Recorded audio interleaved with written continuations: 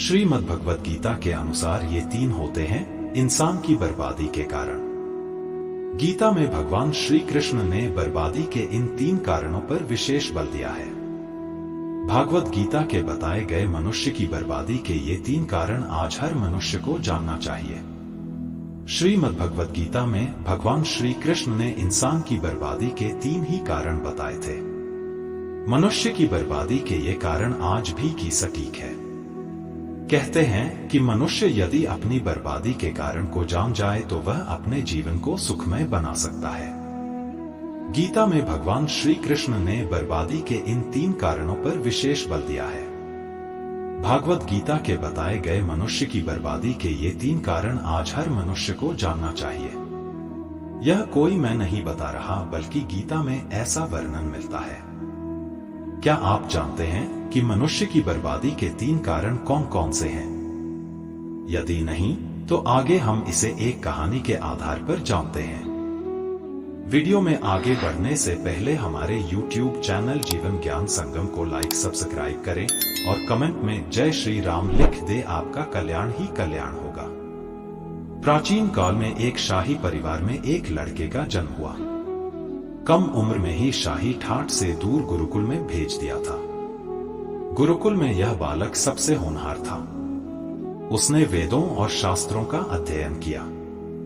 गुरुकुल में अभी उसकी शिक्षा समाप्त भी नहीं हुई थी कि उसके माता पिता और सभी भाई बहन प्राकृतिक आपदा में मारे गए। शिक्षा समाप्त करने के बाद इस बालक ने प्रण लिए कि उसका सारा जीवन लोगों की भलाई में ही बीतेगा।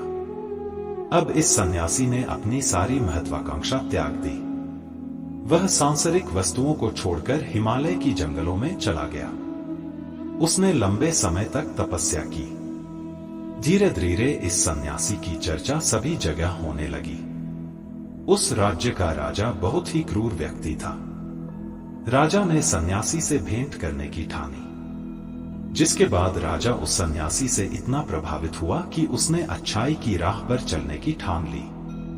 राजा मन ही मन सोचने लगा कि अगर ये सन्यासी मुझे चंद मिनटों में ही इतना कुछ बदल सकता है, तो यदि ये मेरे पास रहने लगे तो मेरी जिंदगी ही बदल जाएगी। इसके बाद राजा ने सन्यासी से अपने साथ चलने के आग्रह करने लगा।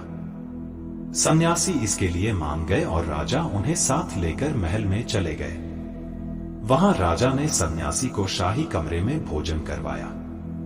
सन्यासी ने राजा का धन्यवाद किया और जाने की आज्ञा मांगी, जिस पर राज ने कहा, आप हमारे बगीचे में हमेशा के लिए रह सकते हैं। सन्यासी ने राजा के प्रस्ताव को स्वीकार कर लिया। बगीचे में सन्यासी के लिए एक कुटिया बना दी गई। राजा ने भी सन्यासी की खूब सेवा की। कुछ समय बाद अचानक राजा और रानी अपने पड़ोस के राज्य में चले गए।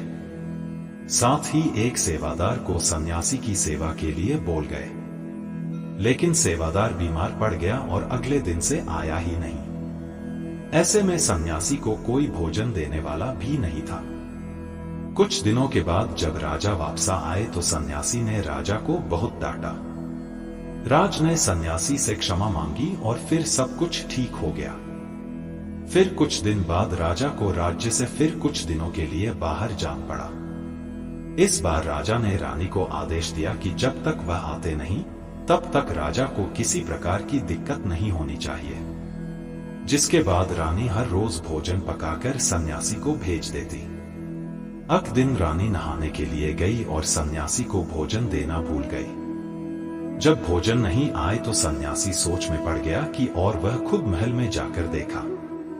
सन्यासी की नजर रानी पर पड़ी। उसने रानी के अद्भुत रूप को देखकर चकित हो गया। सन्यासी रानी की सुंदरता को भुला न सका और उसने खाना पीना छोड़कर अपनी कुटिया में पड़ा रहा। राजा जब वापस लौटे तो उसे सन्यासी के हाल का पता लगा। राजा ने जब सन्यासी से ये सब पूछा तो उसने कहा कि मैं रानी की अद्भुत सुंदरता का कायल हो गया हूं। इस पर राजा ने सन्यासी से कहा कि आप मेरे महल में चलिए, मैं रानी आपको दे दूंगा। कुछ दिनों के बाद रानी ने उस सन्यासी से कहा कि आप क्या थे और क्या हो गए। आज आप वासना के कारण मेरे गुलाम हो गए। यह सुनकर सन्यासी को महसूस हुआ कि वो तो एक सन्यासी है। सन्यासी जोर जोर से चिल्लाने लगे और रानी से कहा, मुझे क्षमा कर दीजिए। इस प्रसंग का सार ये है कि जब इच्छा पूरी नहीं होती है तो क्रोध उत्पन्न होता है, और अगर पूरी हो जाए तो लालच बढ़ता है। आज के लिए बस इतना ही। मिलते हैं न्यू वीडियो पर। जय हिंद, जय भारत।